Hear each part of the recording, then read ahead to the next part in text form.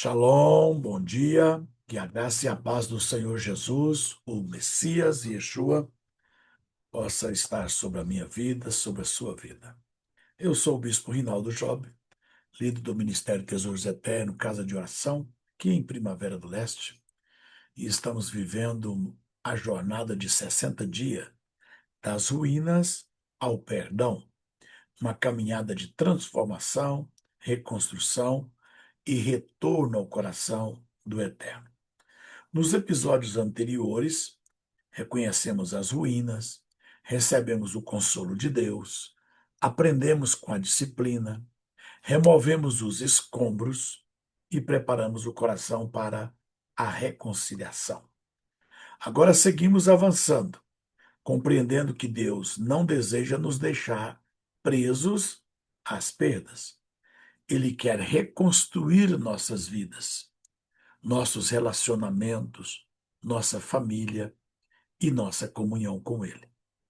Hoje chegamos ao 21º dia do mês de Ave e o Senhor nos conduz a uma etapa extremamente prática da reconstrução espiritual. O tema desta mensagem de hoje é verdade e honestidade.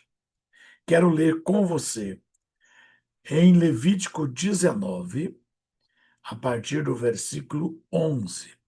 Levítico 19, versículo 11.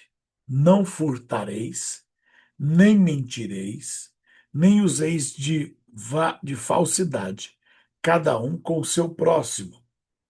Não jureis falso pelo meu nome, pois profanaríeis o nome do vosso Deus. Eu sou o Senhor. Não oprimirás o teu próximo, nem o roubarás. A paga do jornaleiro não ficará contigo até pela manhã. Provérbios capítulo 12, versículo 22. Os lábios mentirosos são abomináveis ao Senhor, mas os que agem fielmente são o seu prazer. Eclesiastes 4:25. Eclesiastes, é isso mesmo? Perdão. Efésios 4:25. Eu confundi o texto. Efésios 4:25. Por isso, deixando a mentira, fale a cada um a verdade com o seu próximo, porque somos membros uns dos outros. Nos estudos anteriores, nós aprendemos que a techuvá, o arrependimento, começa quando abandonamos o auto-engano. Hoje damos o passo seguinte. Aquilo que foi reconhecido diante de Deus precisa aparecer de maneira como vivemos, porque uma transformação verdadeira nunca permanece apenas dentro do coração. Uma transformação alcança nossas palavras, uma transformação verdadeira alcança nossos compromissos. Uma transformação verdadeira alcança nossos documentos, nossos contratos. Uma transformação verdadeira alcança nossa forma de trabalhar. Se temos mesmo uma transformação verdadeira, ela vai alcançar a nossa forma de administrar nossas finanças. Uma transformação verdadeira, ela vai alcançar a nossa maneira de negociar, a nossa assinatura, as nossas palavras empenhadas. Uma transformação verdadeira vai alcançar toda a nossa vida por inteiro. É exatamente aqui que muitas pessoas cometem um grande erro. Pensam que santidade pertence apenas ao culto, à oração, ao estudo bíblico, à pregação. Mas a palavra de Deus apresenta um conceito muito mais profundo. Santificação, uma vida transformada, ela leva a santidade para dentro da sua casa. Ela vai levar a santidade para o comércio. Ela vai colocar a santidade na sua balança, nos seus contratos. A santidade verdadeira, ela influencia na nossa maneira de negociar, para a maneira como tratamos o dinheiro, a nossa transformação verá santidade. Podemos cantar sobre santidade e é mesmo assim continuar sendo desonesto nos nossos negócios. Podemos ensinar sobre fé e não cumprir aquilo que prometemos. Podemos falar sobre Deus enquanto manipulamos informações para levar vantagem. Mas a palavra de Deus não permite essa separação. O Deus que recebe nossa adoração é o mesmo Deus que observa nossa honestidade no cotidiano, no dia a dia. Estamos vivendo os dias da Paraxá Re. Esta porção apresenta diante de Israel dois caminhos: bênção e maldição, obediência e desobediência, vida e morte. Ela também adverte o povo para não ser conduzido por aparências religiosas, discursos convincentes ou sinais impressionantes que afetam e afastam da verdade e da aliança com Deus. Esta é uma aplicação extraordinária para os nossos dias. Saber que Deus não faz separação de momento de culto, palavra, oração, com a nossa vida cotidiana. Devemos ter santidade e estar entrelaçado. Nem tudo que parece espiritual pode ser verdadeiro. Nem toda linguagem religiosa representa fidelidade ao Senhor. Uma mentira pode ser apresentada com muita eloquência. Uma fraude pode ser escondida através de palavras bonitas. Uma proposta injusta pode utilizar argumentos espirituais. Por isso, Deus nos chama a examinar todas as coisas pela Sua palavra, pelos fatos e pelos frutos produzidos. A verdade nunca depende apenas de aparência, ela resiste ao autoexame. Essa é uma característica do próprio Deus. A Bíblia afirma em Números 23 que Deus não é homem para que minta. Deus não manipula. Deus não engana. Deus não promete aquilo que não se cumprirá. No hebraico encontramos a palavra emet, que significa verdade, mas também comunica firmeza, fidelidade e confiabilidade. Perceba que a verdade bíblica é muito maior do que simplesmente evitar mentiras. Ela significa tornar-se alguém em quem as pessoas podem confiar. Uma pessoa pode dizer frases tecnicamente verdadeiras e ainda assim induzir os outros ao erro. Uma pessoa pode selecionar apenas parte das informações, pode esconder detalhes importantes. Uma pessoa pode criar uma impressão falsa sem pronunciar uma mentira explícita. Por isso, honestidade não consiste apenas em evitar palavras falsas. Honestidade significa viver de maneira confiável. Quem anda na verdade procura falar conforme os fatos, cumprir aquilo que promete, reconhecer quando não sabe, corrigir as informações equivocadas, apresentar claramente as condições de um acordo, agir da mesma maneira em público e em particular. Quanto mais nos aproximamos de Deus, do Deus da verdade, menos espaço a falsidade encontrará em nossos corações. Isso deveria ser uma realidade. Esse princípio aparece com muita força em Levítico 19. O capítulo começa com uma convocação: sejam santos, porque eu sou santo, diz o Senhor. E logo depois apresenta mandamentos extremamente práticos.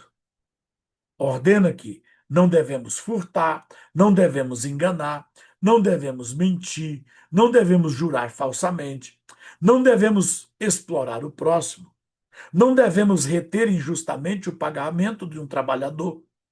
Observe como Deus une espiritualidade e justiça. A santidade não termina quando encerramos um período de oração. Ela continua quando pagamos corretamente. A santidade continua quando cumprimos um contrato. A santidade continua quando tratamos um funcionário com dignidade. A santidade continua quando vendemos um produto exatamente como ele é. Nós praticamos a santidade quando nossa assinatura corresponde com a verdade. O Senhor jamais aceita a ideia de que alguém possa compensar injustiça financeira com atividade religiosa. Uma oferta não transforma a exploração em obediência. Uma oração não substitui a restituição. Uma pregação não elimina a responsabilidade de cumprir aquilo que foi prometido. O Deus da aliança deseja que a nossa vida inteira conte a mesma história. Que aquilo que confessamos com os lábios seja confirmado pelas nossas atitudes. É justamente por isso que Levítico apresenta uma sequência muito significativa. Não furtareis, não enganareis e não mentireis. Esta ordem revela que muitas fraudes começam muito antes da retirada do dinheiro. Elas começam quando a verdade é manipulada, quando alguém esconde um defeito, quando alguém altera um número, quando alguém promete aquilo que sabe que não poderá cumprir, quando alguém omite uma condição importante, quando alguém exagera um resultado, quando alguém apresenta uma realidade que não existe. É exatamente essa progressão entre engano, mentira e injustiça que começaremos a compreender a partir de agora. Levítico 19 apresenta uma sequência que revela como muitas injustiças começam. O texto diz: não furtareis, não enganareis e não mentireis. Observe cuidadosamente essa progressão.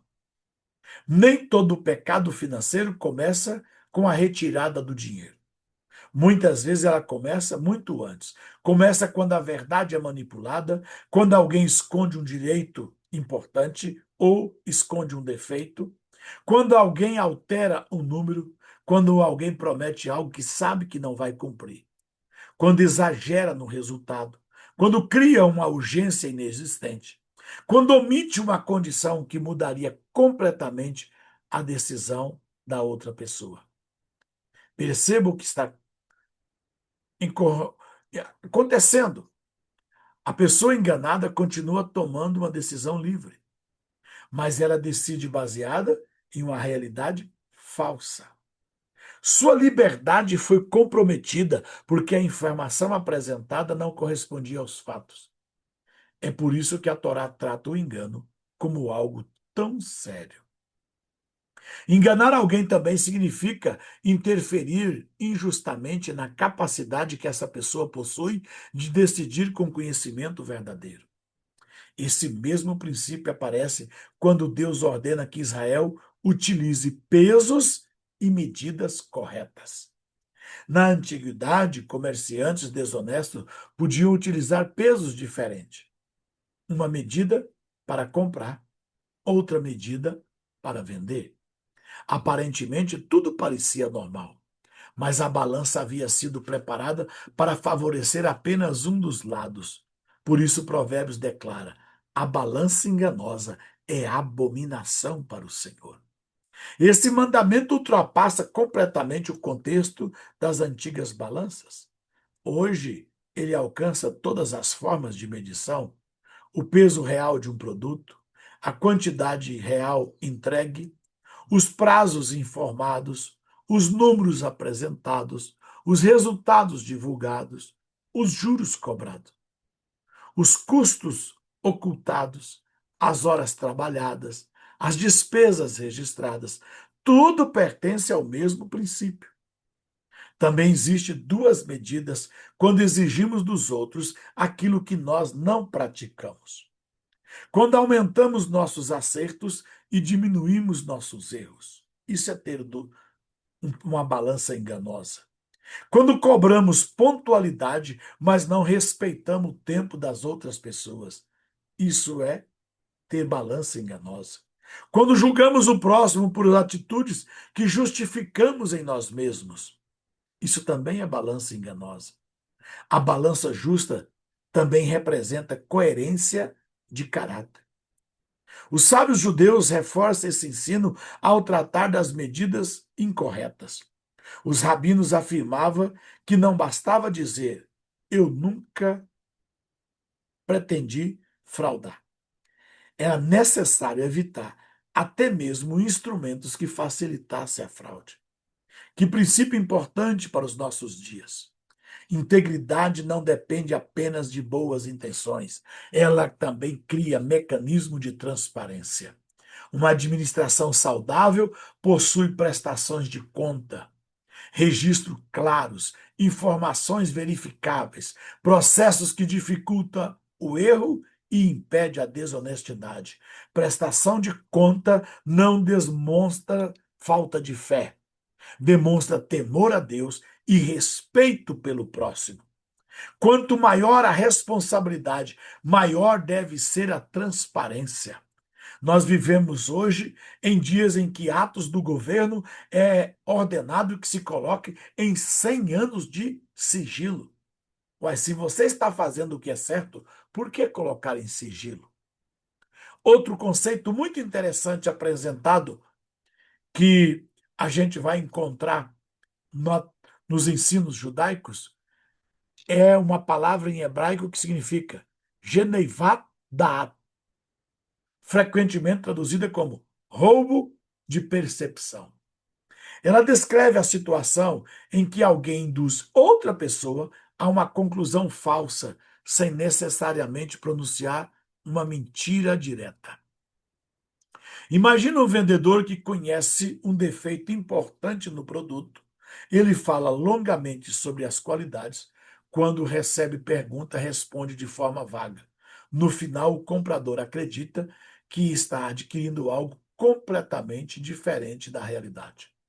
Talvez nenhuma frase isolada seja tecnicamente falsa, mas toda a apresentação foi construída para produzir uma compreensão equivocada. É exatamente esse tipo de prática que a tradição e os sábios judeus condenam. Maimônides ensina que um vendedor deve informar defeitos relevantes conhecidos e jamais alterar a aparência de um objeto antigo para fazê-lo parecer novo. A honestidade bíblica não muda conforme a identidade do cliente. Ela vale para qualquer pessoa. Porque o caráter de Deus, na verdade, não muda conforme a conveniência da negociação. Isso também nos leva a refletir sobre a maneira como apresentamos produtos, serviços e até o nosso próprio ministério. Divulgar algo de maneira bonita não é pecado. Destacar qualidades verdadeiras também não. O problema começa quando a comunicação cria uma realidade inexistente. Quando promete resultado garantido sem fundamentos. Quando esconde limitações importantes. Quando utiliza imagens que não correspondem ao produto. Quando inventa depoimentos. Quando manipula o medo para pressionar decisões.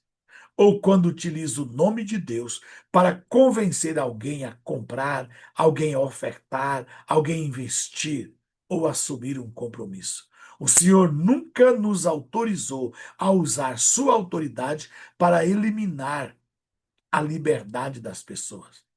A fé jamais deve substituir o discernimento. Ela deve fortalecê-lo. Essa honestidade também alcança as relações de trabalho. Levítico afirma que não devemos reter injustamente o pagamento devido ao trabalhador. Isso vale para quem emprega e também para quem trabalha. Quem contrata deve explicar claramente a função, cumprir os acordos, pagar conforme o combinado e não alterar as condições depois que o serviço foi realizado. Quem trabalha deve cumprir o horário, realizar a tarefa com responsabilidade, não registrar horas inexistentes, informar dificuldades e não utilizar recurso alheio sem autorização. Perceba como a palavra protege ambos os lados da relação. O objetivo nunca é favorecer apenas um. O objetivo é estabelecer justiça para todos. Provérbios resume tudo isso dizendo: os lábios mentirosos são abominação ao Senhor, mas os que agem fielmente são o seu prazer. Observe que o contraste não está apenas entre mentira e verdade, está entre mentira e fidelidade. Uma pessoa íntegra aprende a dizer: não sei, preciso verificar, não consigo cumprir isso neste prazo, cometi um erro.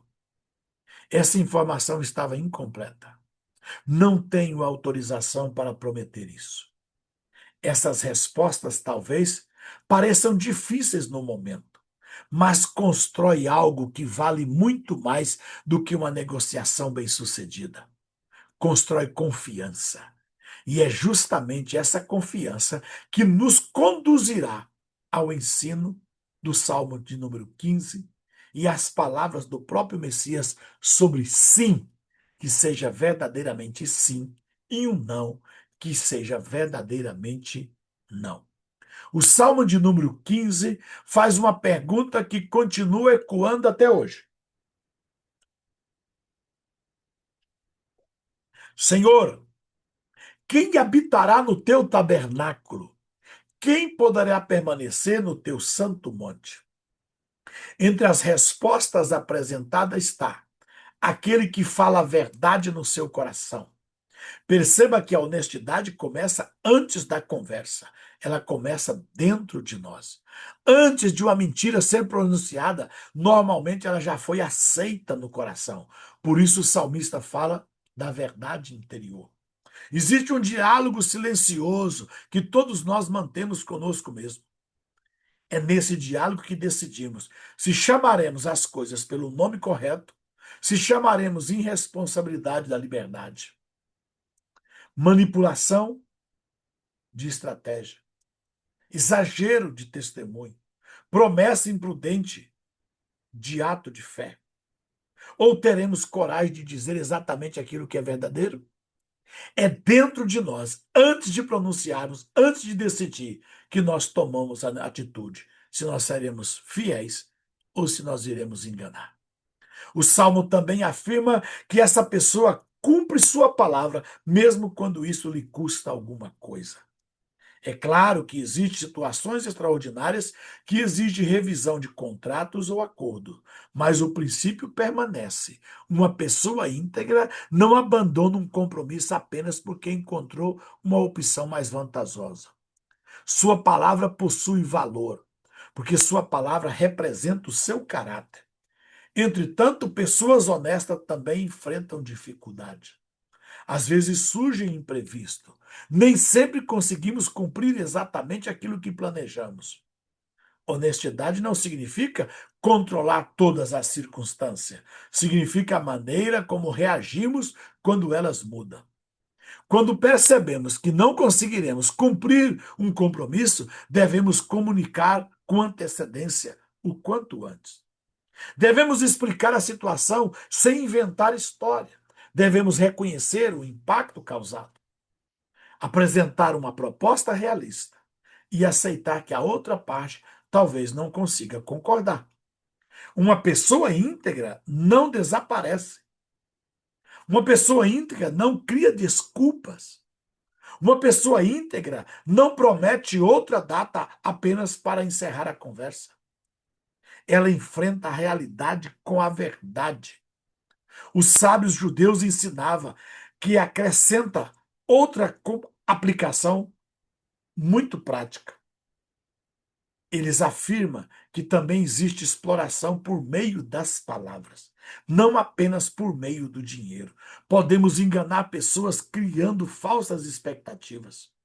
Podemos usar o passado de alguém para humilhá-lo. Podemos falar fatos verdadeiros com intenção completamente erradas. Por isso, verdade e amor jamais devem ser separados. A verdade sem amor pode ferir, o amor sem a verdade pode enganar. A integridade une verdade, amor e justiça. O nono mandamento também ilumina esse tema. Não levantarás falso testemunho contra o teu próximo.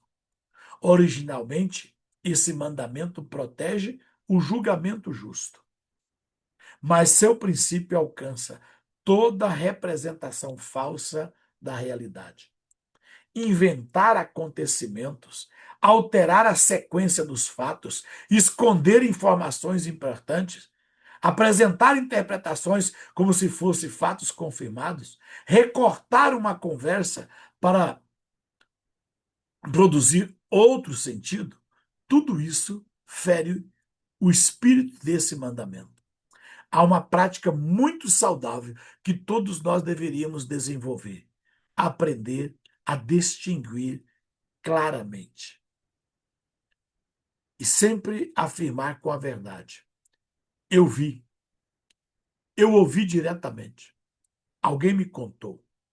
Essa é apenas minha interpretação. Não tenho como confirmar. Essas pequenas diferenças protegem a verdade e impedem que nossas conclusões ultrapassem aquilo que realmente sabemos. Outro exemplo muito sério aparece em Atos capítulo 5. Ananias e Safira vendem uma propriedade. Pedro deixa claro que o dinheiro lhes pertencia e que eles tinham liberdade para decidir quanto entregariam. O pecado não foi guardar parte do valor. O pecado foi apresentar uma entrega parcial como se fosse total.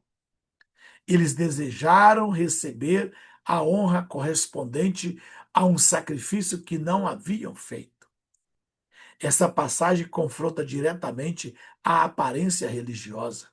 Podemos exagerar ofertas, resultados ministeriais, podemos exagerar em números, podemos exagerar em testemunhos, em jejuns, em experiências espirituais, mas Deus nunca precisou de histórias aumentadas para ser glorificado.